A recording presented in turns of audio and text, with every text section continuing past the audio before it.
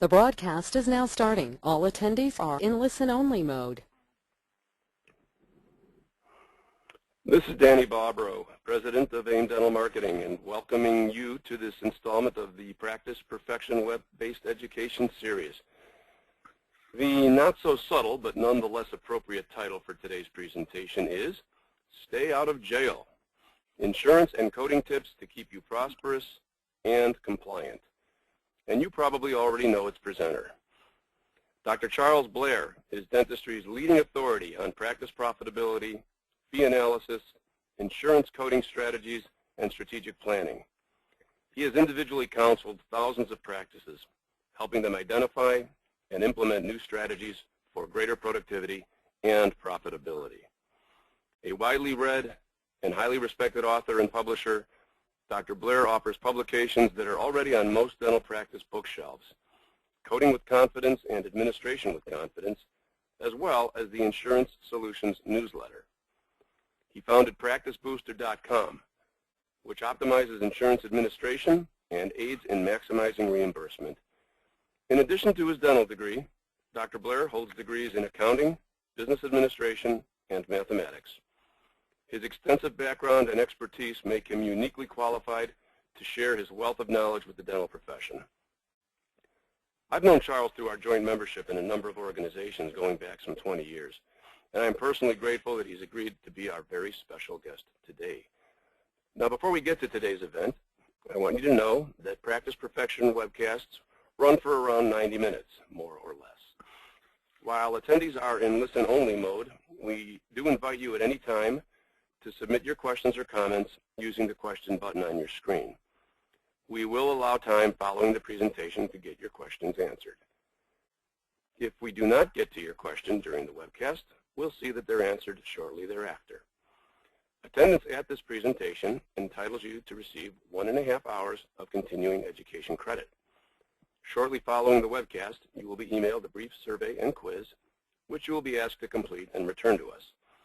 You'll have 30 days from the date you receive the survey to complete and return it to us. You will then receive your CE certificate. Participants are cautioned about the dangers of incorporating techniques and procedures into their practices if the course has not provided them with adequate clinical expertise to allow them to perform it competently.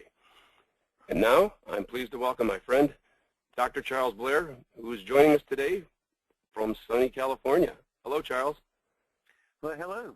I'm really pleased to be here, and I'm actually out in California.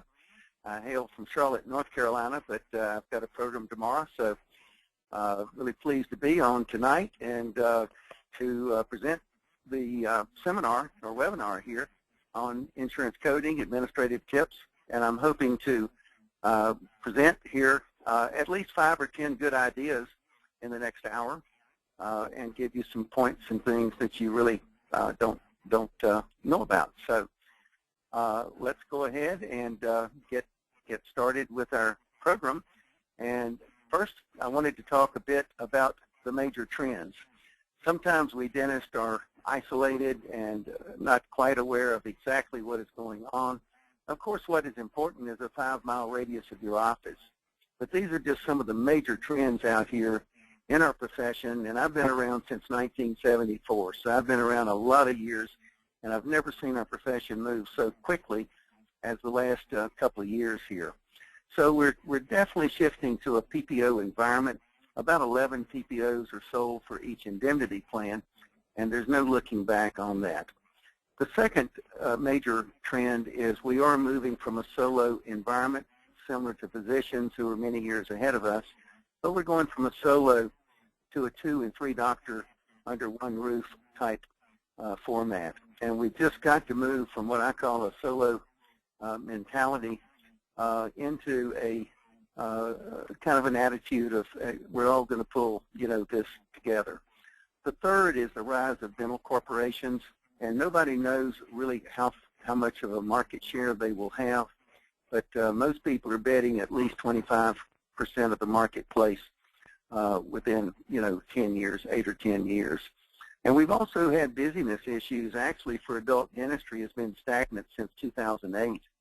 And so dentist incomes have have really gone down. I recently saw a slide from the ADA that really showed the loss of income.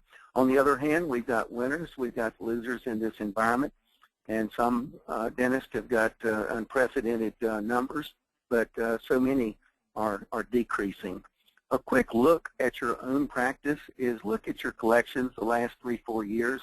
Look at your new patient flow the last 3 or 4 years. And that's a good way to really see the health of your practice. And what we find is a lot of doctors are stagnant or down 5% or so in collections, maybe 10. And then you look at the new patient flow, they're down 30 and 40%. And so many practitioners are still, at this point, kind of living off of the recall system. So it is a changing, a changing market. Another thing is some other trends that we see out here is the dental lab business has gone from about 14,000 labs to less than 10,000 labs in 4 years. And about a third of crowns, it's estimated, are done offshore at this point. Some other trends: the cost of dental school is out of control. Private schools, $400,000 or so, $450 for the private schools. And then we've got the advent of mid-level providers, ultimately, junior dentists, and so forth, that are coming into play. And we'll see this increase over time. I'll be dead and buried before we'll see much impact of this, but it will have a sizable impact. And they're basically junior dentists and are able to do pretty much what a pediatric dentist does. And in my view, we've got too many private dental school openings at this point. So these are just some trends, and the stars are aligning in just a lot of these areas. Another thing is that our PPOs, a preferred provider organization, which is basically just a discount to plan, but the patient still can go out of network. We've got EPOs, which is an exclusive provider organization, and it's a smaller network, but where the employee must go and stay in network. If they go out of network, they don't get anything basically at all. And so some trendings that we see there. We're also seeing that fees have been reduced by some of the PPOs and also Delta Dental in several states. Washington State, Idaho, Connecticut, others have decreased fees. Delta Premier is the big gorilla, if you will. Has a greater membership than just anybody else out there. Delta Premier is really a high-end PPO, but it really has limited life, and I think it will become obsolete with time, because what's happening is the employers are purchasing the PPO plans, and so Delta PPO is getting stronger and stronger, and Delta Premier at some point will be just kind of a grandfathered situation. And we have a current lawsuit out in California where Delta is trying to cut some reimbursements, and so Delta's in kind of a box trying to compete, with the other PPOs that are out there. We're also seeing audits and dismissal of providers from networks. There's more accountability to employers, and the administration of insurance is really getting much, much worse. So what's happening here is the private practice of dentistry, just like the private practice of medicine for a solo physician, is pretty much gone. It's just too complex.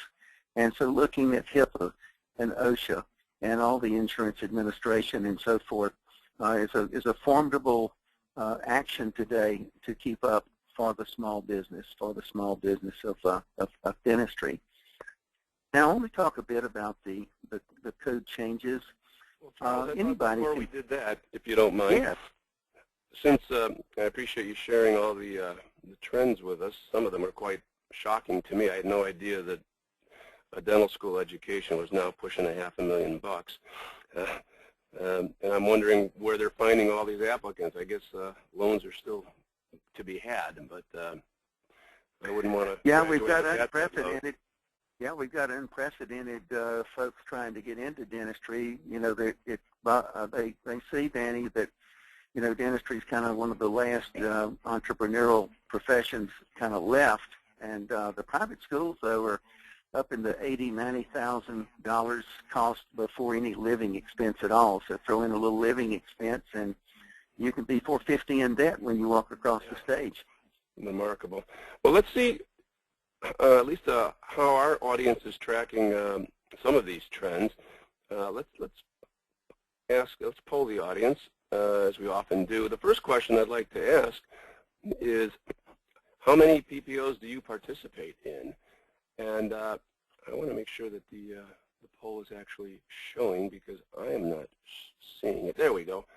Yeah, we launched that. And the choices, again, the question is, how many PPOs do you participate in? And your options are more than 10, 6 to 10, 1 to 5, or none. And Charles, I think you wanted to clarify what we meant by PPO also. Right. Yeah, the PPO would be, if you're in Delta Premier, you are in a PPO. It's a higher fee PPO, but as far as being in a PPO, some folks say, well, I'm in Delta Premier, as if they're not in a PPO, but Delta Premier, we're including that here as a PPO. Very good. And I see we've got close to 2/3 of participants voting. Come on, folks. It's your patriotic duty to vote. We're close to 3/4 now. We'll just give it a few more seconds. Yeah, very good. We're up to 80%. And I think we're going to go ahead and close that now. We are showing 25% had more than 10, 21% with 6 to 10, 38% 1 to 5, and 17% do not participate in any PPOs. Very interesting. Yeah, I think the numbers are about 15% of dentists don't participate in any PPO plans whatsoever, but that probably will decrease to about 5% over the next 3 or 4 years, 5 years certainly. So yeah. Very interesting. Let's find out also in terms of your busyness question, how far out is the doctor, not the hygienist, we just want to clarify, we're talking about the doctor's schedule. How far out is the doctor's schedule booked? Is it less than 1 week, 1 week to a week and a half? And I guess that should have been 1 week to 2 weeks, because it says 2 weeks or more after that. So the middle choice, let's make that 1 week to 2 weeks, and then 2 weeks or more.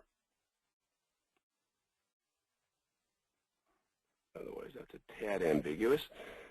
And we've got 2/3 of the voting in 30 seconds. And this is interesting. It's a very close horse race right now. Wow, looks like we're going to be close to a third with 83%. We'll just give it another 10 seconds, Charles.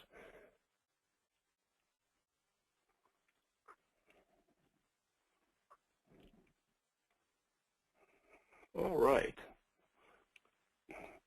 And the results are 32% less than a week, 32% 1 to 2 weeks, and 36% 2 weeks or more. Okay. Yeah, the ideal busyness for the doctor is about a week and a half to 2 weeks solid.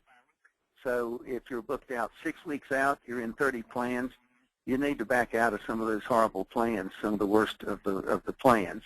On the other hand, if you're less than 1 week, if you're just booked out really solid just the next 2 or 3 days, and you're always going to have patients changing appointments and so forth at the last second. But I'm talking about, you know, how is it booked out? And so if you're less than 1 week, we consider that to be the danger zone. It takes a lot of extra staff attention trying to shift people around to, you know, get a full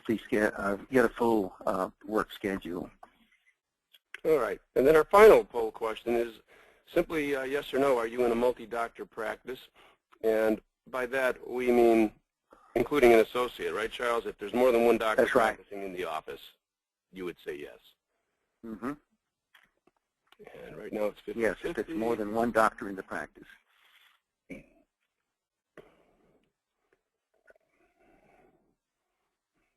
these yes or no questions get answered a lot more quickly.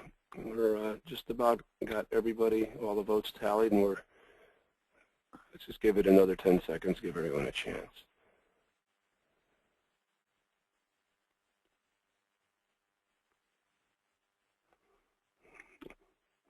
All right, with 90% of the votes cast, 46% yes, 54% no. Okay, so about a half and half. Pretty close. Yeah. In a margin of error. Okay. All right. Well, thanks to everyone for participating in that. Yeah, thank you so much for that. Okay, we'll continue here. Just a little bit of background about the codes. There's a committee at the ADA. It's a Code Maintenance Committee and the Council on Dental Benefits. And basically, the committee meets, and it's made up of members of the ADA, the specialties, the insurance companies, representatives, and that type of thing. And so they deliberate about the codes, and then they will then pass a code. Now, interestingly, the codes are now every year. In the old days, Danny, it was every 5 years. They had new codes. Wow. And then they go from 5, and then they drop down to 2 every 2 years, and then currently we have an annual change. And so anybody can submit a code. You can go to the ADA website and say, I think there should be a code for XYZ. If you do submit the code through, say, the Academy of General Dentistry or one of the specialties, it has more weight and maybe more odds of adoption. Just because there's a code does not mean that the insurance industry is going to pay that code either. But part of this is kind of the shifting sands. They want more codes to report and move more toward an electronic health record. But again, I'll emphasize, just because there's a code does not mean there will be reimbursement. So in 2013, we had over 80 coding changes, 2014 over 50, and now we've got about 72 coding changes here this year. So lots of changes, but when you boil them down, a lot of those are revisions. When you look at the new codes, it may be more like 10, 12 new codes. And then when you look at the average practice, maybe 2 or 3 of those new codes would affect maybe the typical general practitioner. I'm actually curious about that. I would imagine that just like bureaucracy and regulations, the changes are probably additions and maybe subdivisions. Maybe they parse out individual codes into their constituent sub-procedures. But how often do you see a code dropped? There's usually 3, 4, codes that are deleted, but oftentimes they're deleted and then they are then replaced with some new codes. And so, for instance, the 6053 code is a implant overdenture for an edentulous mouth. It could be an upper, would be a lower. You would have to identify it. Well, they've dropped that code, and we now have a 6110 code for an upper and a 6111 code for, say, a lower. So a lot of times, Danny, the ones that they do drop are replaced, and they are moving more and more into where there's an upper unit and a lower unit. Some of the codes were silent, and so you had to specify the arch. So they're getting more specific, basically, with a lot of the codes. Another thing for our listeners, a lot of people do not realize that the ADA dental claims form actually has 4 blocks for diagnostic medical coding. So you can put an ICD-9 or an ICD-10 code. The ICD-10 codes are forecasted to come into play next October. They were put off a year. And interestingly, we already have Medicaid programs such as Nevada that actually require these medical codes on the dental claims form and some of the affordable care plans. So we are going to publish, our company is going to publish a new manual, probably be available the end of March or so, brand new, and it's going to run probably about 300 pages. And we think we've got an innovative way to teach the medical diagnostic coding. And I can tell you, I'm kind of an expert here on the dental coding, but the medical my knowledge was nothing like dental, and I have learned a lot in writing this book with my team, and we've got several medical coders working on this. So times change, Danny, and we're hoping to have a cross-coding manual for the medical claims form that we'll have out in the fall. So well, I think that's particularly exciting, I think, for our listeners, many of whom are so committed to the oral systemic model, and this enables people to, obviously their treatment decisions shouldn't be based on reimbursement, but it never hurts if you can legitimately submit a claim for reimbursement under medical as well as dental. So that's exciting. That's right. We're moving in that direction. There is a lot of hype about medical, and you can get coverage for this or that, and the reality is it's not as good as some maybe tout out there. But on the other hand, we are marching in that direction, and I think all of the Medicaid programs in all the states ultimately will require the medical diagnostic coding on the dental claims form. Okay. Next. And now I have got a problem on, let's see here. Let me go here. There we go. Okay. Next, I wanted to talk a bit about call center statistics. We get over 6,000 calls coming in, and over half are insurance-related, not even related to coding. And so it's more time-consuming. We'll get calls, well, what is the code for so-and-so? We say, well, that's a code 2988. Takes about a minute. But then on the insurance administration, how do I handle primary, secondary coverage? And that's 30 minutes later. So in response to this, we have brought out a new insurance administration manual, and I'll talk about that just a little bit later because it is getting more and more complex. Now, let's get into some administrative basics. Some people think that I'm out of network, I can code what I want to do, but coding is exactly the same if you're in network or out of network. So if I'm reporting a crown, I'm reporting a filling, I'm reporting an extraction, it's really the same. The difference is in the, later in the slide, we'll talk about when you are in network, you do have some handcuffs in some respects. I also wanted to talk about the summary plan description. This is the booklet that the patient brings in the door. It's about 15 pages long, but there's also the plan document.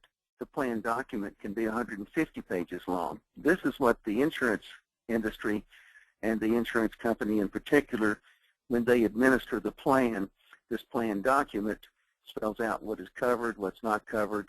So the plan document, as an example, might have in it that if the patient's pregnant or diabetic, that they pay, say, for an extra prophy, but yet in the summary plan description, you would not see that. And so the doctor cannot get the plan document. The patient can. The patient has to go to Human Resources, ask them for a copy, and then the Human Resources people legally must turn that over to the patient. The patient can then bring that to the doctor. I want to talk next about PPO contracts. They're typically only 2 or 3 pages long, but they make reference to the Processing Policy Manual. The Processing Policy Manual, Delta has 2 of them. One is Delta USA, and one is the state Delta. So if I'm a North Carolina dentist, I would have 2 Delta Processing Policy Manuals, Delta Dental of North Carolina, and also Delta USA. Well, what's the difference? Let's say that Walmart in Arkansas negotiates a contract nationally. So a Walmart employee comes into my practice in North Carolina, that would come under the Delta USA. If the employer in North Carolina bought the policy, then the patient coming in would be under the North Carolina Delta Dental. So these processing policy manuals, it's just imperative that you get those, and so many offices don't have those. Next, let's talk about... What you're saying is which one takes precedence where they differ is where the company's employees is domiciled, correct? Yes, it's where the policy is sold that basically controls the situation, and so in Delta's case, if it's a national type policy, it would come under the Delta USA processing policy manual. The two manuals are close to each other, but there are some differences there. And the big thing here, Danny, is that so many offices, they sign up for a PPO, but they don't even have the processing policy manual. And that manual will say, for instance, that all soft tissue management is included in a filling or in a crown. It may say that the same surface will not be paid twice on the same date. So if you did an MO and a DO, they would pay an MOD instead. So that's basically what these do, and I'm amazed at how many offices have never seen a processing policy manual. Well, they're just setting themselves up for rejection of claims then, right? They really are. It just gives them lots of frustration, and you know, you may be frustrated reading the manual once you read the manual, but you'll understand at least how the system, you know, how the system works. Right. Okay, let's talk next about the PPO contract. And so many offices don't realize that the contract, every contract I've seen, basically says you've got to report all charges. And they can fee cap for non-covered procedures. So what I'm talking about here is, let's say you do 15 crowns on Ms. Jones, and the first couple of crowns you wipe out the benefits. Well, what about those next crowns? You still got to turn those into the company. Same thing with tooth whitening. I turn in tooth whitening, the company comes back and says, well, we're not going to pay tooth whitening, but by the way, Dr. Blair, your $400 fee is too high. You've got to do it for $300. So what did they do? They fee capped me for non-covered procedures. Well, it turns out that about 34 states have passed laws against this, but I want to emphasize it only applies to insured plans. An insured plan means one that is sold through the state and is under state law. And that would be typically an individual plan or a small business plan. And this is a situation here where state law applies to that. But so many of the patients coming in are under self-funded plans. A self-funded plan is a hospital, maybe the School Teacher Association, Google, Delta Airlines, large employers. They hire a third-party administrator to push the paperwork. Well, that is not under state law. It's exempt. It's under federal law, and federal law does okay fee capping, and so fee capping for non-covered procedures. So you can see as I kind of go through this slide, some of this is probably foreign to people, and you can see really the necessity of getting a book written that really addresses these multiple areas of the slide I'm presenting here. Another thing with PPOs is that you cannot forgive the copay or the deductible. That's a violation of the contract, and actually it's a violation of state law. So let's say that the patient is a neighbor, and I just tell my neighbor or my preacher, well, don't worry about it. I'll just do it for whatever the insurance pays. And in every state, there's laws against this. The PPOs say you can't do it. The ADA Code of Ethics says you can't do it. But everybody does a bit of it. And North Carolina's law says specifically you've got to let the third party know it if you would do a copay forgiveness. And so on the claims form in the remarks section, you'd put in there that the patient is not participating in the cost of treatment. So it's not something we can do every day. It should be done at a very minimum. In fact, I'm not saying it's okay to do it because the laws say that you can't, and the PPO contract says you cannot. Let me confirm my understanding of it. First of all, I can understand from the insurance company's point of view why they don't want you to forgive copays, because their rate structure is based on a certain amount of utilization, and they know that if it's totally free, people are going to get more treatment. So their tables would be all messed up. So I understand that. But what you're suggesting, it's almost interesting. I think about the IRS, which is, you know, you're obligated to report any income from criminal activity, you know, which really makes you wonder who's going to do that. And it reminded me of that because you're saying that you can't do that, but if you do it, you should report it.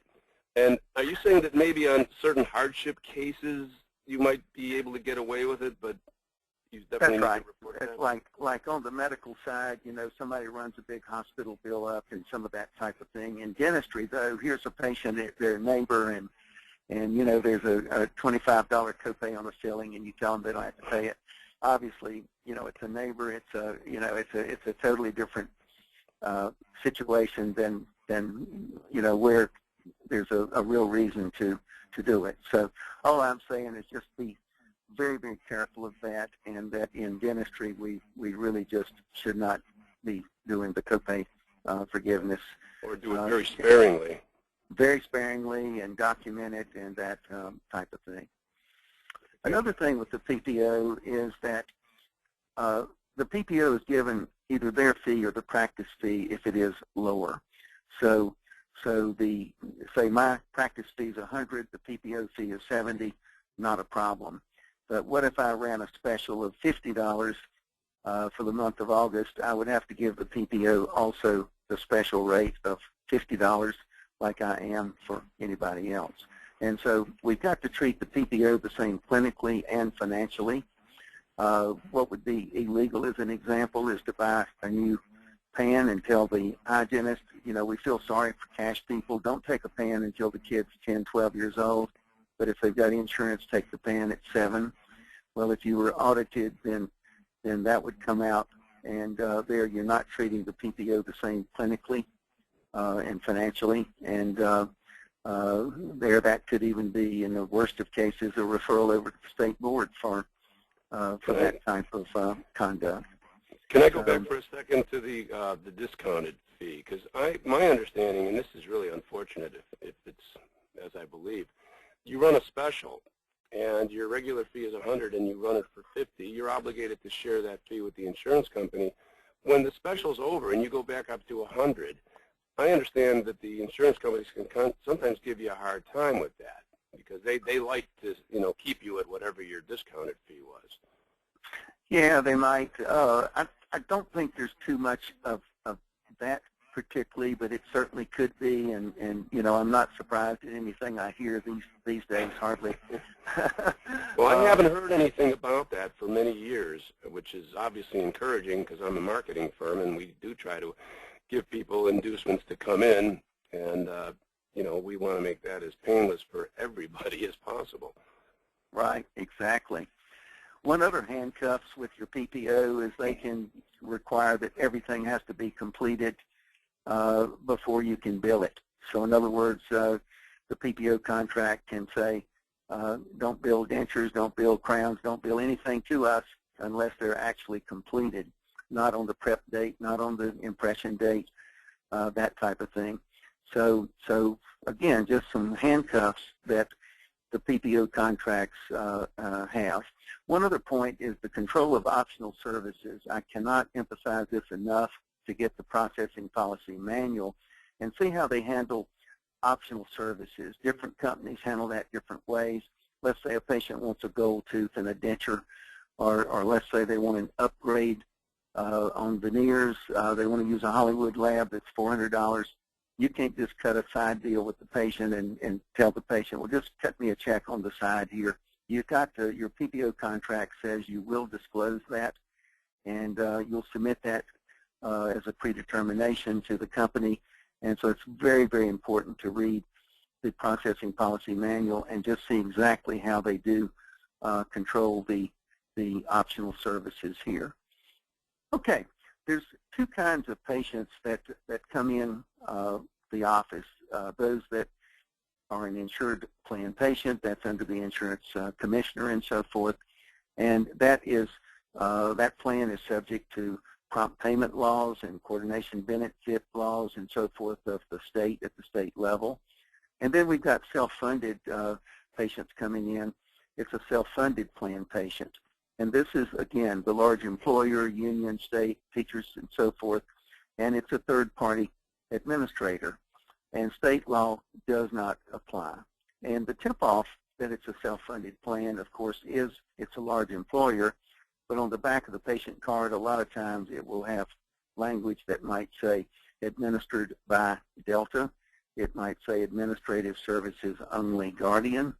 And so these are the tip-offs that it is a self-funded plan, which is under federal law. This fee capping for non-covered procedures, over 32 states have passed the laws, but it only applies to the insured plans. So under federal law, the self-funded plans, they can fee cap. Now what about the ADA claims form? It gives you permission to basically file when the procedure is started. It could be in progress or when it's completed. So in other words, if you're out of network, I could file a Crown on the prep date or the seat date if I'm out of network. If I'm in network, then the PPO contract is going to control when I can submit a procedure. I've agreed with the PPO contract as to when it will be submitted, and most of the PPO contracts say that the service has to be completed. In other words, the Crown is delivered before we can submit that to the PPO. So the prep versus the delivery date here, the ADA claims form, you can go either way. But if I'm in a PPO contract, that trumps the ADA claims form. Let's talk a bit about discounting next. What if I share with the patient that, Ms. Jones, we do offer a 5% cash discount for prepayment, and if you want to prepay the treatment plan in advance, then we offer a 5% reduction in the fee, or $950. So what would go on the claims form? $1,000 or $950. You've got kind of two ways to go. The ADA encourages you to put the full fee down and then put in the remarks section that the patient has received a discount. The only problem there is that a lot of times insurance companies don't read what is said. They auto-adjudicate the claim. And what that means is they don't necessarily read the remarks. So Dr. Blair's the good guy. Dr. Blair is considerate in what he sends into the insurance company. They put a green flag on Dr. Blair. And so then when I submit a claim and it has a narrative, are they sitting there and they're going to actually read what I say? So I personally like to put on the claims form the actual fee. So if the fee was $950, we're not going to end up with any form of an overpayment. So if you offer a discounted fee, you either need to put down what the discount is and put the full fee down, or put down the actual fee paid. And in this case, the actual fee paid is $950. What about this copay forgiveness that we talked about? Again, it's prohibited at so many levels. It's submitted at the state level, at the PPO level, at the ADA guidelines for us, and so forth. At all these levels, we can't really do copay forgiveness. But like I said, if it is an isolated situation, you do not want to mislead the insurance company. And so we're going to tell the insurance company that the patient is not participating in the cost of care. At that point, what is the insurance company going to do? If they read the narrative, it may be that they come back and say, well, if the preacher or the patient's not going to pay their part, then we're not going to pay our part. Or it might be ignored if it's just every once in a blue moon. So understand it is a problem. And you would be in deep doo-doo there, Danny, if you ran an ad in the newspaper that come on in and we just accept insurance. I've heard of a couple of those ads running. I heard one in Georgia ran at one point, and they were promptly shut down. Okay, a couple more things to learn about this evening is unclaimed property office. Every state has an unclaimed property office, and this office receives funds that have been abandoned in the state. So, for instance, banks, utility companies, even dentists. If you have patient funds and the patient leaves, can you keep that money indefinitely? And the answer is no. In North Carolina, our holding period is 3 years.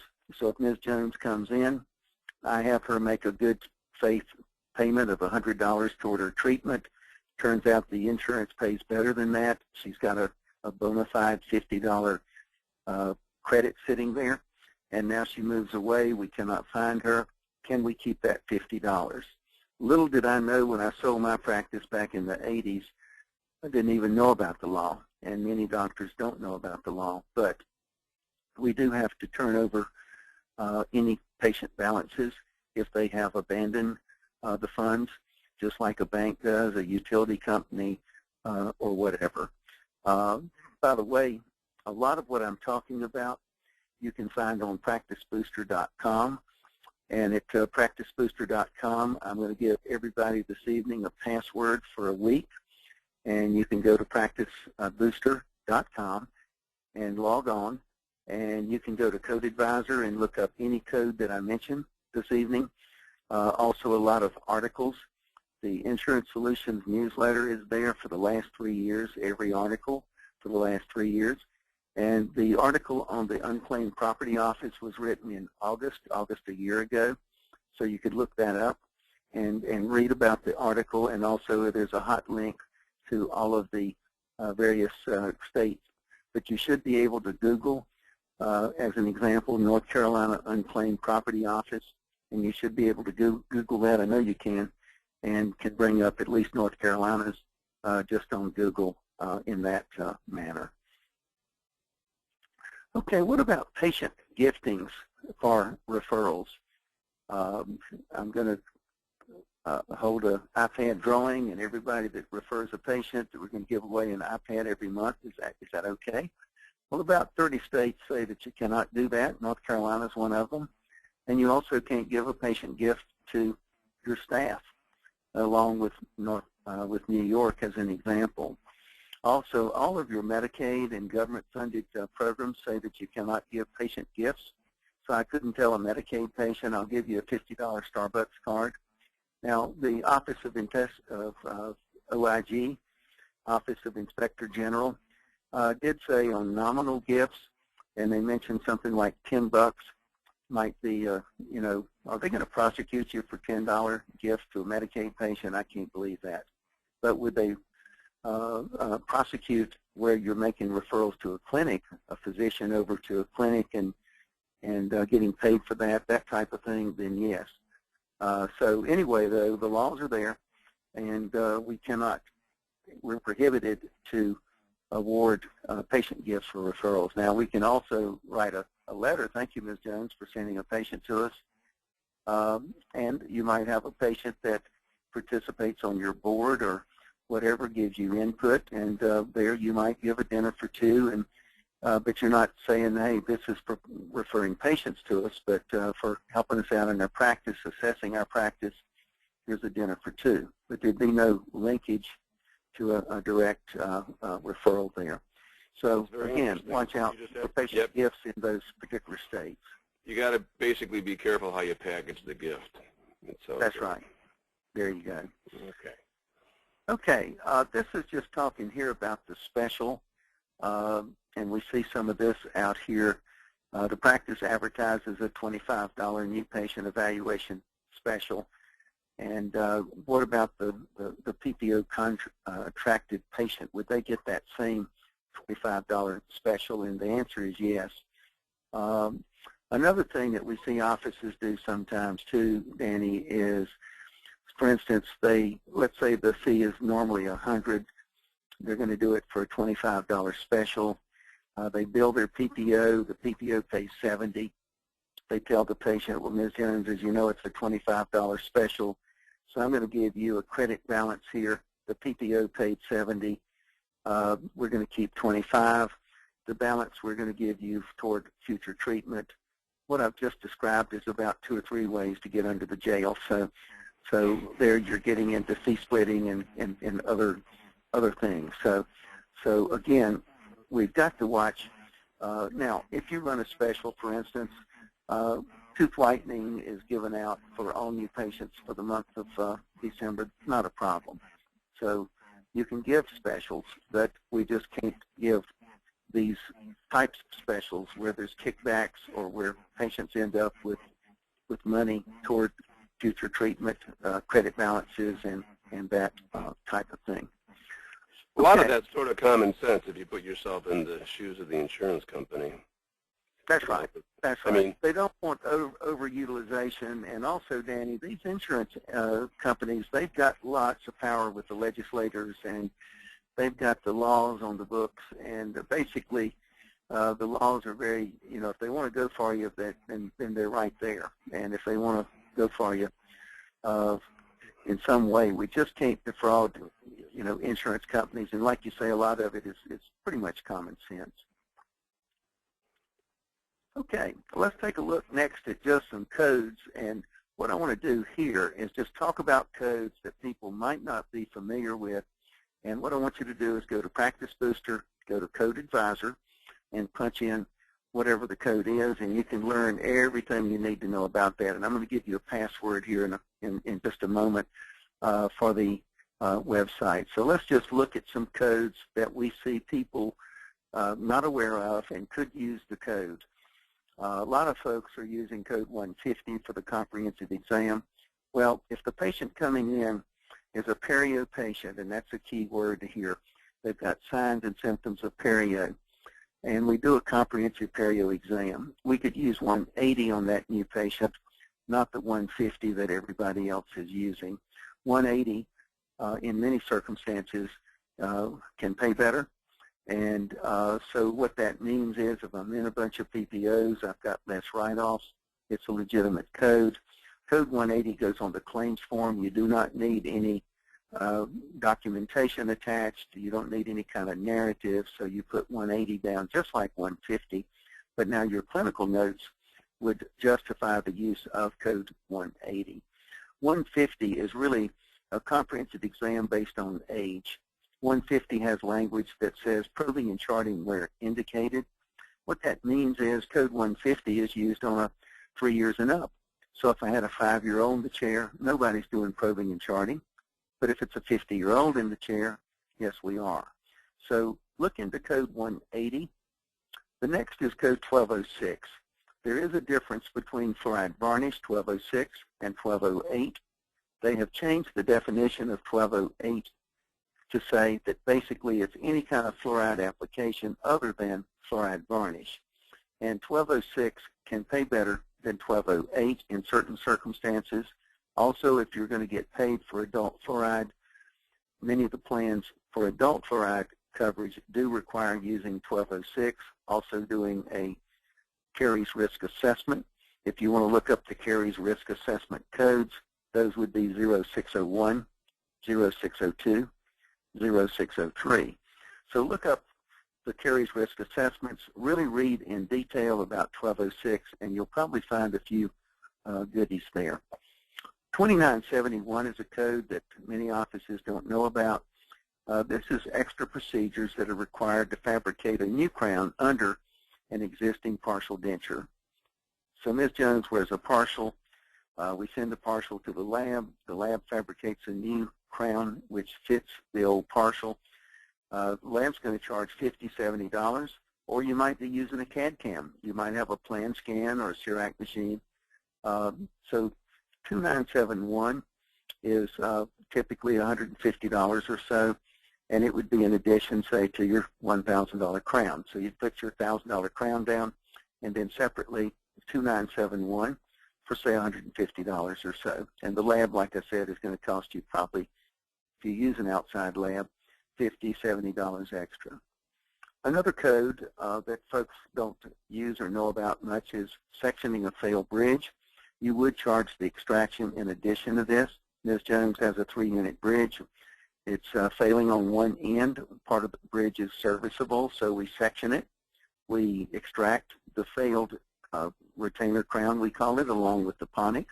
And then down the street, we send them down to the oral surgeon, and they could put an implant in the ponic area and put an implant in the failed retainer crown area. A couple other codes here. 2990 is ICON, and that's a great material for orthodontic white spots. It's a resin infiltrant. It also can be interproximal, but 2990. We have a new gingivectomy code effective this last year, and it's a gingivectomy for restorative access, and it's a per-tooth basis. Now, we don't think the reimbursement will be so good on this. It may enhance the reimbursement, though, to do the gingivectomy on one day and then be filling on another day. So a typical situation here might be a lower canine. Facial of a canine has facial decay. There's some gingival overgrowth. And so let's say Ms. Jones comes in. She needs a crown. She needs a filling. And so we, first visit, we do the crown prep and the gingivectomy. Second visit, deliver the crown and do the facial composite. So that's the 4212. You can read about that. Also, the code committee felt that there should be a separate code for gingival irrigation. A lot of your companies are going to say that SRP includes gingival irrigation, but it is not unbundling now that we have this code. It's a 4921 gingival irrigation. It's per quadrant, and it's not considered to be unbundling to charge that separately. But be advised that a lot of your PPO plans are probably going to come back and say, no, you can't charge that separate fee, which might be $20 on a quadrant basis. The Perio Protect trays, by the way, the ADA and the Code Committee, they come up with new codes, but they're not specific to Arrestin or Perio Protect or whatever. It's just that the code fits the technology. And so we do have a relatively new code, 5944, for Perio Protect trays, and that would be reported on each arch on a separate basis. 9910's been around a good while. This is a desensitizing code. Again, it could be one tooth. It could be the whole mouth. So we're going to build that out one time. So let's say we're doing a half mouth of SRPs. We're doing 2 quadrants of SRPs. Then we would file 2 4921 gingival irrigation codes, and we would file 1 9910 desensitizing. Again, your PPO plans are probably going to require write-off for some of these categories, such as gingival irrigation or desensitizing. Another code is pulp vitality test. The pulp vitality test code is one that is not used very much. The offices tend to use the code 140, the emergency exam code. When we use code 140 at the emergency visit, it does burn up an exam, and that takes an exam away from checkups and so forth. If you're just writing a prescription, you do a pulp vitality test, you could charge out a 0,460 plus a couple periapical x-rays. If you do charge for a single bite wing at the emergency visit, it may jeopardize your 4 bite wings for checkups.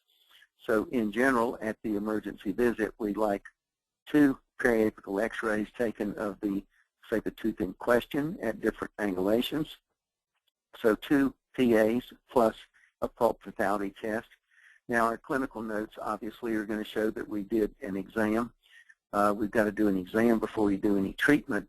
So the clinical notes are going to show the exam process and so forth. But from a reporting standpoint, we've done the pulp vitality test. We report that, and we report the periapical x-rays. Now, in the extraction area, some people think that 7111 is for a primary tooth. It's not. It's for the coronal remnant of a primary tooth. So we have 2 codes for baby tooth extractions. If it's just a coronal remnant, a piece of the shell of the crown is all that's left in the soft tissue, that's a 7111. But if the baby tooth is intact, we've got the crown of the baby tooth, we've got some root, and even though it's got some mobility, that's going to be a 7140, extraction. And then our last code here on this slide is 9110, the palliative code. This code is one that is just so grossly underutilized. A lot of people say, well, we tried the palliative, it doesn't pay. Well, you didn't write a narrative. This code does require a narrative, a simple, short narrative. But palliative means emergency visit emergency treatment. We cannot do other treatment on the same day, and for instance, we could not do an extraction plus palliative. We couldn't do a filling plus palliative, a restoration there. So palliative plus a couple x-rays. So at that emergency visit, do the palliative code with a narrative, and then say plus a couple periapical x-rays. And hopefully that's enough money to pretty much cover the emergency visit. And then as I'm going through these codes, I want everybody to understand too that I'm really highlighting them. This palliative code is 3 or 4 pages. And also in our materials, folks, if it's a screwed up code, it's 3 or 4 pages. So codes such as 4910, 4355, if the code is only a couple of sentences, we understand it. If grandma can understand the code, then we just write a very small amount of material there. So some of the codes I'm talking about here is several pages to really get the concept and the nuances. And that's why I'm giving everybody a free pass to Practice Booster to look up these codes, because I'm just giving you a summary of this. Let's look at a couple more things here. The 6190 is the index. Don't use the surgical stent or the surgical splint, the 5988 codes and so forth. So we now have a code for a surgical implant index, and it's 6190. Some other confusion we see is abutment-supported crowns versus implant-supported crowns. We see a lot of errors on this. Abutment-supported crowns are probably 95% of the crowns done. This is where we place an abutment. It could be prefab, 6056. It could be custom, 6057. Could be an interim, 6051.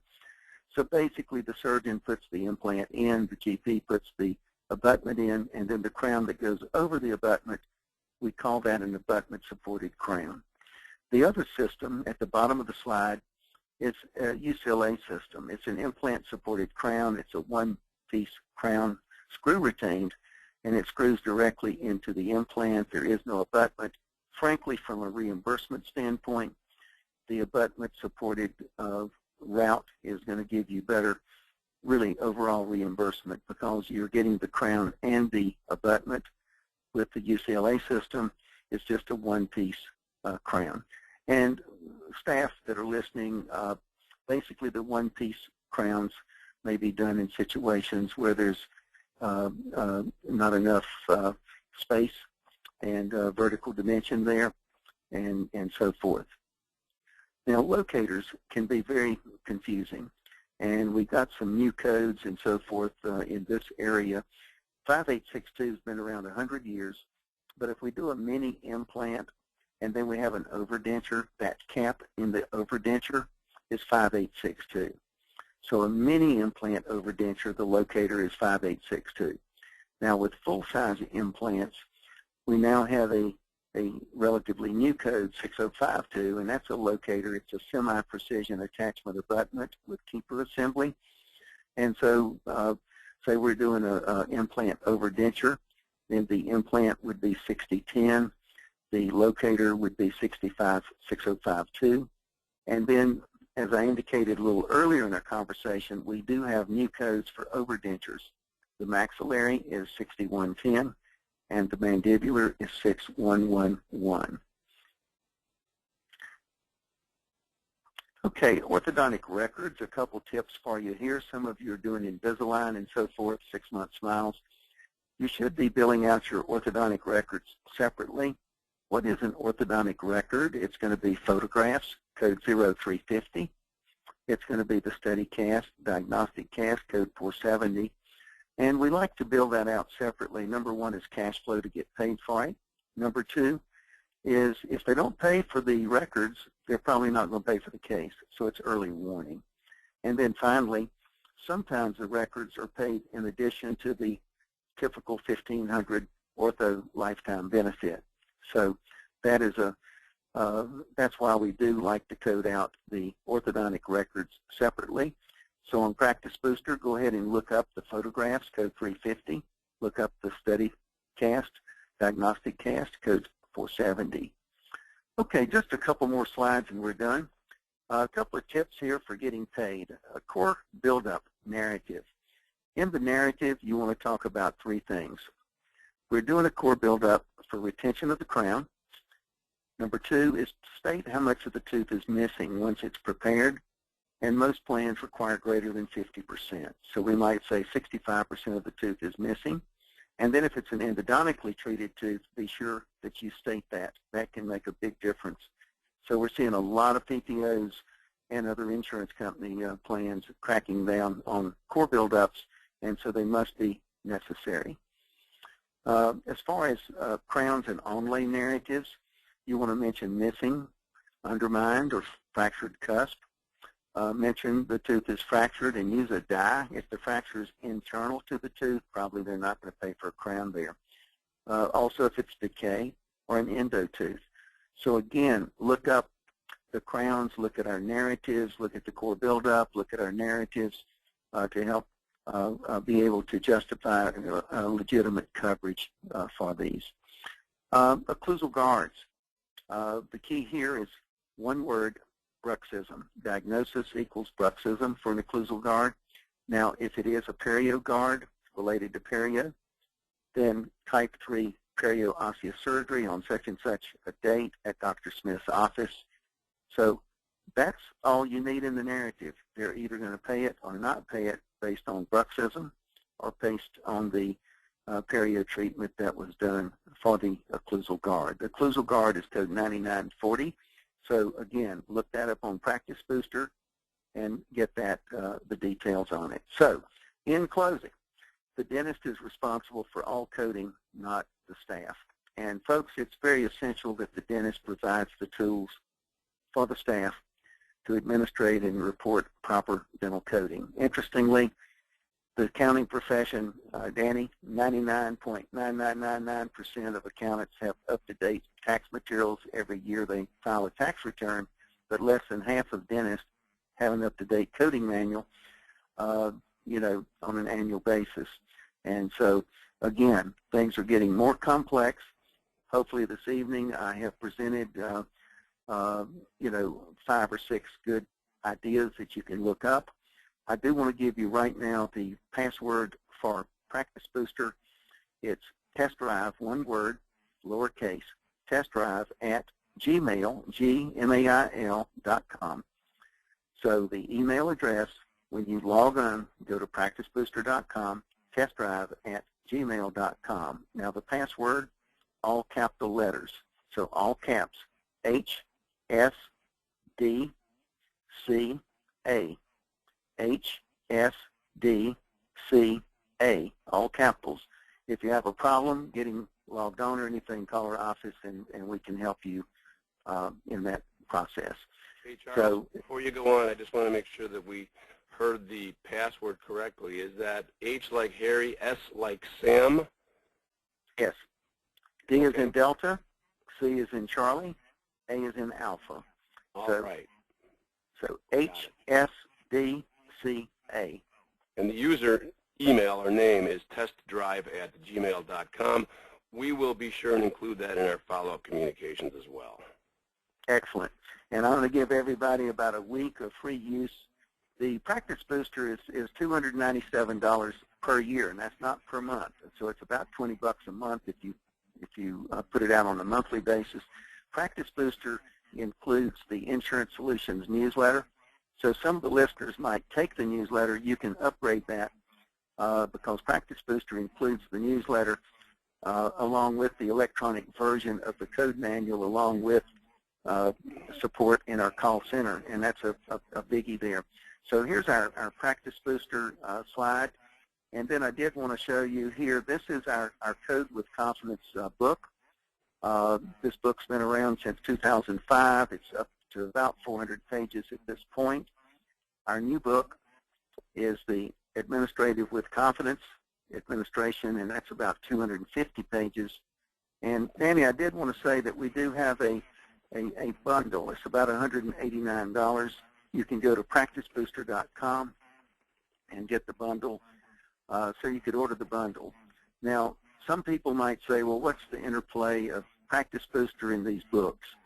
If you want really the the ultimate, it would be to get Practice Booster plus the admin book. You would not need the Code with Confidence book because the website has an expanded electronic version.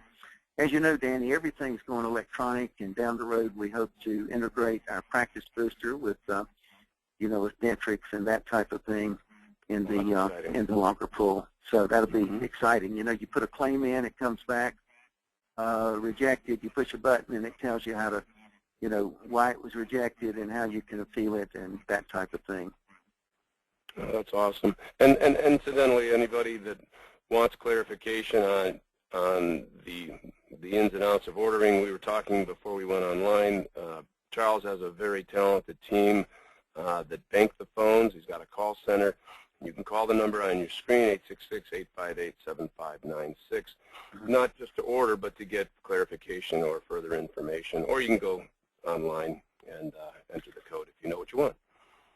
Also, if they want a copy of the slides, they can call our office and we can email that out, or you may possibly make that available to them. I'm not sure, but I'm happy for them to see the slides. We went through it, as you know, trying to cover this much material in 1 hour. I'd rather give them more than enough, and they can, on their leisure, go and look up, and hopefully they've got 5 or 10 good ideas here from our program this evening.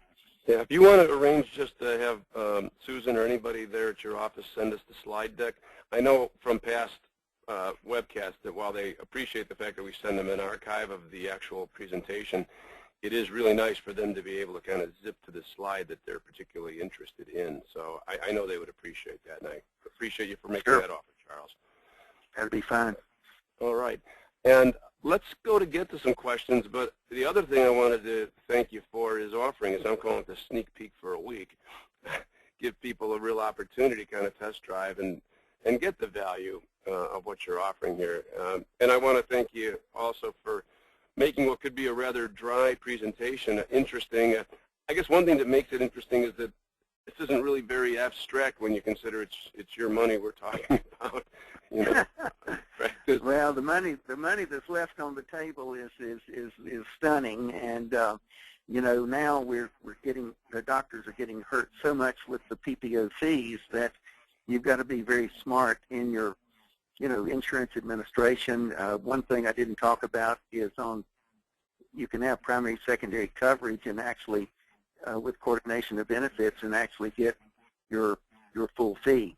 And so patients, if they don't put any money into the deal, let's say there's primary, secondary coverage, then the mistake made, a lot of offices, when they receive the primary claim, they will make an adjustment. But if there's secondary insurance, you never make an adjustment until the second check is in, and then at that point make your adjustments. And if the patient did not put any money into the deal themselves, then they should not be ending up with the credit balance. The only exception of that is if it's an AFLAC plan or possibly a cafeteria plan that's in the mix of this, then that could be otherwise. But a lot of offices we see are saying, oh, we don't process secondary. We'll just send you the claim, or let the patient have the secondary insurance and have them just pay a copay on the primary. Well, what happens is that a lot of times the patient ends up making money. Whatever they pay for the copay, they get a greater sum from the secondary carrier. And so there's the patient basically making money off the deal, and it's really the doctor's money. So that's another thing that we see, and we cover that in our administrative book. Well, that's excellent. Very important thing to be aware of. Again, we're talking about nothing other than knowing the rules of the game so that you can play the game fairly. We're not teaching tricks or gimmicks. This is just knowing the code, the current code. I like the analogy with the CPAs and the IRS code. I think it's only prudent business practice. I've got a few questions that our attendees asked me to ask you. Some of these may have already been answered, actually, but I'm going to ask them anyway, just so it can be clarified. This question is, do I put my full fee or my PPO fee on the claim form? Oh, that's a great one. Yes, sir. Always put the full fee on the claims form. the PPO fee, the purpose of putting your PPO fee in the computer system is to estimate for the patient what their payment is going to be.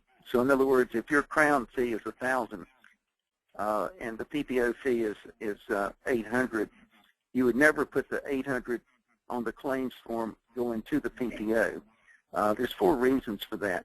One is we want the full fee on there to influence the PPO or other insurance companies with what our full fee actually is. Number 2, we want to measure write-offs, because if I'm in, say, 5 or 10 PPOs, we're booked out 6 weeks out. I don't need to be booked out 6 weeks out. I'm going to drop a couple of the plans. And so we need to know what the write-offs are. Number 3, what if the PPO raised its fee schedule? I would miss it. So by putting my full fee down, I'll always capture any increase that the PPO might give us. And then lastly, from a coordination of benefits standpoint, secondary must always know what the full fee is, because secondary, depending on the coordination of benefits, sometimes you coordinate up to primary, sometimes up to secondary, and sometimes up to the full fee of the practice. So Danny, what they don't know is that in certain situations, the doctor could be in 2 lousy PPO plans with huge write-offs that actually get your full fee if there was dual coverage. And so those are the reasons that we do always put in the full fee, and we put the PPO fees into the Dentrix as an example for purposes of calculating patient responsibility and making an estimate of what the patient's portion is going to be. I see. So that's a fee really to be shared with the patient just to help them estimate what they're going to owe. That's right. You could just say, Ms. Jones, you know, you're in Delta. We're in Delta Premier. We're contracted with them. Our experience is our fee is $1,000. We think that the fee will be $800, and we estimate your portion will be $400. And so we need that, you know, up front or at the time of the visit. So its purpose is to forecast patient responsibility. Excellent. All right. Next question is, who is the treating provider for hygiene evaluations, ours or the associate? Well, it would be who checks, you know, basically who checks the patient. Now, and that's a great question when we get into NPI numbers, National Practitioner Identification Numbers. And the billing entity is a Type 2 number unless it's a sole proprietor. But we like to get a Type 2 number, and that's the billing entity. The doctor who does the work is the NPI Type 1 number. And so it's the doctor that, say, the associate checks hygiene, then the associate doctor's name would go on that, would be on that claims form. Now, the payment of the associate can be anything in the world. Some contracts say that the associate checks hygiene for free, as an example. But in most cases, the associates are given a hygiene check fee, and so they might get 30-35% of, say, $50. So they might make $15-20 for going in and checking hygiene. But another thing is that we do not want to hire an associate and then bill out under the owner's name. We've seen some of that go on and some pretty bad results there. So you can't defraud Medicaid or insurance companies. You've got to get that associate credentialed, or you hold the claims until the associate is credentialed, or the PPO gives a temporary credentialing to the associate, or the associate does the work and just honors the PPO fee. So let's say that the practice fee is $100, the PPO fee is $90. Then the associate is new and works today. You go ahead and let the patient have it for $90. You just honor. Now any copay the patient would have to pay. Again, we don't want to do any kind of copay forgiveness or deductible forgiveness. We've already talked about that. Yep. I think we talked about this too, but it was asked, can I give my patient a discount? Well, you can give a discount off the top. You got a neighbor and you say, Tom, tell you what, I'm going to give you 25% off my crown fee. So yes, you could give the discount, but you could not do the copay forgiveness that we've talked about. Right. So discounting is usually okay. Now, one thing we have to watch though is remember the PPO gets either their fee or the practice fee. Now, we can join, though, multiple PPOs with their own fee schedule. So in other words, I join Delta, they've got their fee schedule. I join Cigna, they got their fee schedule, and so forth. But I can't undercut. Let's say I set up an in-house discount plan, and I say I'm going to give 30% off. And I'm a member of Delta Premier, and I'm giving Premier 15% off. Here you can have a problem there. Usually we don't run into these problems. If somebody has an in-house discount plan, they might give a 15% off. In other words, join my plan for $300. For $300, you get 2 free checkups a year, and if you need any work, it's 15% off. Usually that doesn't violate anything. Most states that's okay, but some states there may be some issues there with that. What would you say are the more restrictive states in that regard? Well, California and Florida's got some restrictions, I think, on consumers, that type of thing. Some states are pretty much wide open, North Carolina, South Carolina, Virginia, on in-house discount plans. But it is a state-by-state, situation.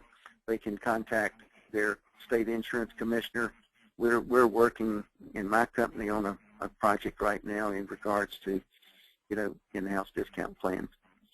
One other thing I was going to say that's very important is that you do need to sign up for Medicare, opting in, opting out, and all that by June 1, and it's got some complexity to it. We've written an article about it. It's on our website. Probably one of the worst things to do in general is to opt out of Medicare. If you opt out, it means you've got to, everybody that's 65 and up, you've got to set them down, give them a form, and do it every 2 years. It's to me, a bureaucratic nightmare. And so some people might say, well, I don't handle Medicare, I'll just opt out. You better read what the paperwork, actually says, and it has some complexities to it. It does have complexities to it, but we're seeing it written up in different, I think the ADA News and different publications have had, but you're going to hear more and more about this Medicare opting in, opting out. And the bottom line is you want to protect prescriptions for patients that are 65 and up, that the prescriptions will be accepted, and some of that. So I didn't have time to get into any of that tonight, but I just wanted to tell people to Google that or read about that. It's really important. You've got several months here to do something about that. And Charles, I want to ask you a question. I want you to elaborate a little bit more on the new book. We do have a number of questions that have come through. I'm not sure we're going to get to all of them. Some of them are quite specific about coding, and I'm just scrolling down it right now. Yeah, what I'll do is make sure I get these to you so that no question goes unanswered, because what I would like to know is if you could elaborate a little bit more on the new manual you mentioned earlier having to do with medical and diagnostic coding. Yeah, it's really fascinating. My background is dental coding, and I just haven't, frankly, gotten into the medical coding side. And your hospitals, your physicians, there's an APCC code, there's our designation. The medical coder designation is very, very tough to get, and the medical coding is just a bit of another world. And the medical claims form, there's a diagnostic code and then a procedure code. In dentistry, historically, we've had just procedure codes. We write down a prosy, we write down a crown. But in 2012, the ADA claims form was modified, And there are now 4 diagnostic codes, and they're labeled ABCD. And you can select either ICD-9 or ICD-10 once that is adopted. And so they're called pointers. And so what we have tried to do in our book is come up with a scenario-based system of doing this. There's basically 4 reasons that somebody walks in a dental office. One is for the preventive side of the coin, the exam preventive. Number 2 is they come in for treatment. Number 3, they come in emergency visit, they got swelling, pain, and then they come in for trauma. So I've tried to design the book into kind of a flow diagram. You know, why did the patient come in, and then what did you do? And then we then have the diagnostic code for that.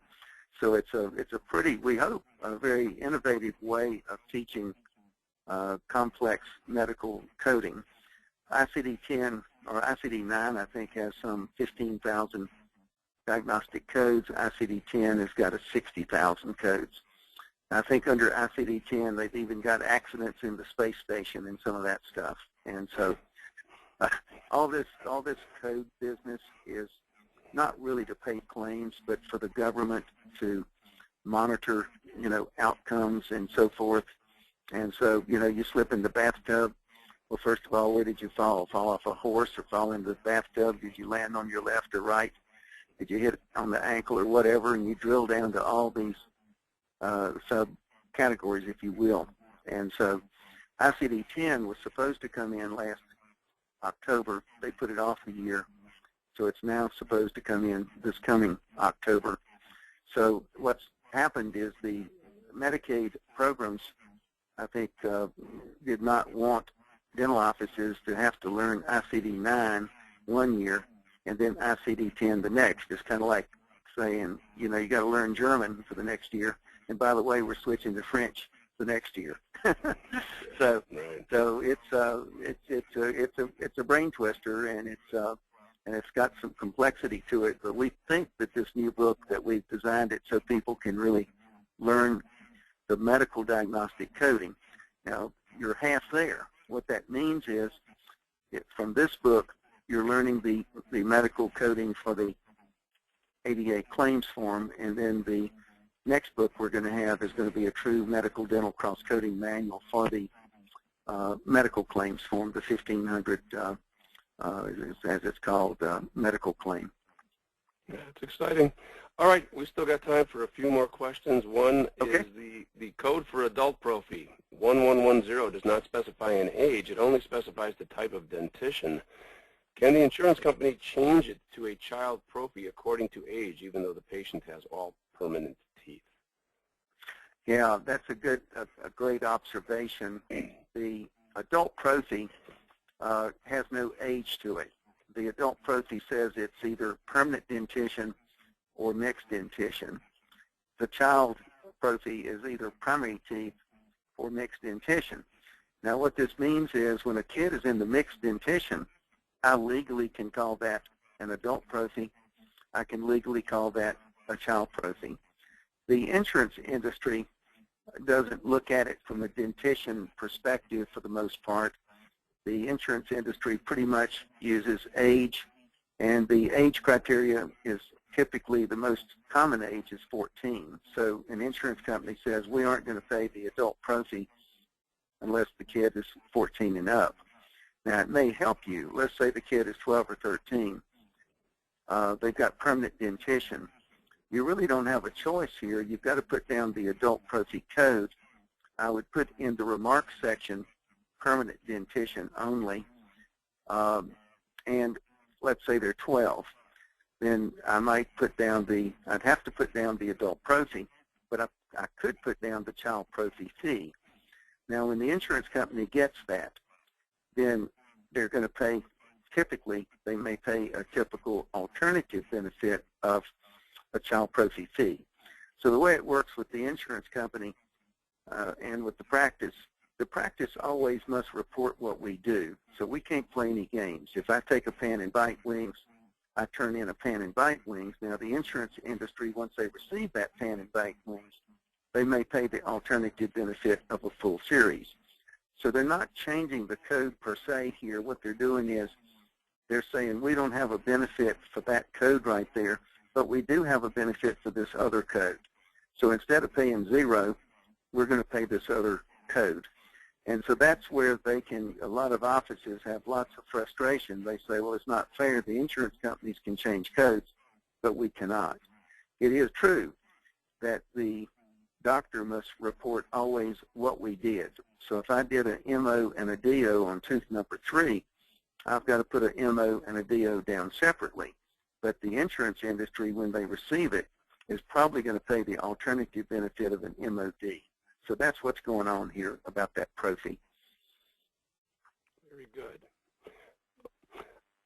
Somebody just wrote in, so maybe you can do more than make more sense of this than I can. Oral surgeon consultation, 9310 versus 0140. Well, yes, we've got several exam codes. And a specialist, by the way, there's no specialist codes per se. It's, you know, did you do the service? It could be a GP. But having said that, an oral surgeon, for instance, the patient comes in, they're going to have a tooth extracted. They're not doing full-blown probing and charting and a workup. They're going to extract that tooth, and so an oral surgeon is going to charge, say, a problem-focused exam, say, and an extraction. There is a code, 9310 consultation. There's also case presentation people get mixed up on, and that's code 9450. So let me explain what case presentation is first. Case presentation means the patient had an exam, and they're coming back to talk about their treatment. So coming back and talking about their treatment is a case presentation, code 9450. It is not a consultation. So case presentation is where we are talking to the patient about their treatment on a different service date. Now, what is a consultation? A consultation is code 9310. It means that the patient has been referred to the practitioner specifically by a physician or dentist. So if Ms. Jones comes in and she's self-referred, we could not use the consultation code. So let's say an oral surgeon gets a patient coming to the oral surgeon, then they could either use code 140 or they could use the 9310 code. They would also write back a letter to the GP, thank you for sending Mr. Jones over, we extracted tooth number 32 or whatever that might be. Now, how does the insurance companies treat the consultation code versus the exam codes? First of all, most plans pay for either one exam per 6 months of any type of exam, or they pay for 2 exams of any type per annum. So most policies pay for either 2 exams a year, and it doesn't matter if it's a code 120 or 140 or 150 or 180, it doesn't matter. You burn up an exam. Now, some of the plans will pay for 2 exams plus that consultation code. Some will pay the alternative benefit of an exam toward that consultation code. So it's all over the place as far as how that consultation code is handled by insurance companies for that, say, oral surgeon when they use that consultation code. In some cases, if it's paid, it may have a better UCR, may have a better fee than code 140 does. But the consultation concept is a physician or dentist has sent the patient in. There's going to be probably written correspondence back. The person who, or the practitioner who received the patient may or may not do the treatment. In most cases, they're going to do the treatment, but it could be that they're rendering an opinion. An example, a GP is thinking about doing a space maintainer on a kid and sends a kid over to the orthodontist and says, what do you think?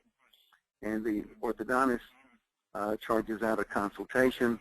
The orthodontist comes back with an opinion and says, no, this kid's ugly and he needs braces anyway, and the space maintainer's probably not worth it. Or the orthodontist comes back and says, you know, I think a space maintainer could really be great, GP, and I want you to go ahead and do that. And so the consultation, there the orthodontist is not doing the treatment, but rendering an opinion back to the GP of what to do. So that consultation can either be they're going to do the treatment or they're rendering an opinion back. Excellent. On that note, Charles, I want to thank you again for the truly terrific presentation, and I'm sure our viewers will agree that just one of your tips could save them thousands of dollars and quite possibly a world of hurt. Remember to watch your email for instructions. Remember to watch your email for instructions on how to receive your CE credit. And again, we ask for your patience in receiving this email. And be sure to mark your calendars for Wednesday, February 18th at 7 p.m. Central Time, when our special guest presenter will be Miss Patty DeGangi, who will deliver Ride the Silver Tsunami Wave, your baby boomer delivery guide. With special thanks to our good friends at Aseptico for making our next presentation possible. In the meantime, this is Danny Bobrow thanking you for your continued commitment to practice perfection, and again to my good friend Charles Blair. Goodbye, everybody. Thank you, and goodbye to everybody. Thank you, Charles.